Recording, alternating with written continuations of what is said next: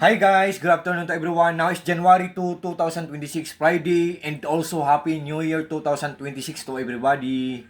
Guys, as you can see sa video kong to, i-flex ko ang aking phone case guys. With the round at the back guys. What I mean po, meron siyang bilog sa likod kasi magnetic siya. Tapos ang ganda pa ng quality niya. For sure, maglalastong talaga to siya. At ang pinaka the best part nito guys, ang mura-mura lang niya. Guys, binigyan ako ng pamasko na phone kasi ang old phone ko nasira. Ito, nag-less daw to, nag-promo daw to. Binigay sa akin ng eldest brother namin. Hindi ako nanghingi guys ha. Binigyan lang ako.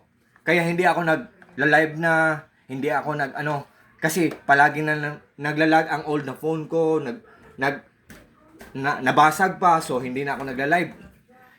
Sabi ko, I thought mag-celebrate ako ng Christmas na wala akong phone pero binigyan ako ng eldest brother ko, hindi ako nanghingi. So, God's will talaga yun guys. So, I'm so very thankful kay Lord God, Papa Jesus Christ at sa eldest brother ko. Nag-promo daw to, mura lang daw to, nag-less daw. So, of course guys syempre guys bago ang phone ko, so nag-scan ako, naghanap ako ng phone case.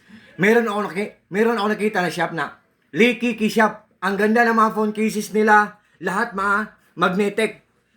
Tapos iba't iba ang mga kulay, ang ganda pa ng mga kulay guys. Believe me or not guys, ang ganda, iba't iba ang mga kulay.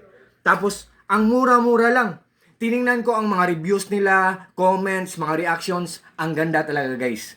So kung doubt kayo guys, tingnan nyo ang mga reviews, comments at mga reactions. Tapos mura lang. So sabi ko, hindi to budol. So mag-try ako ng isa.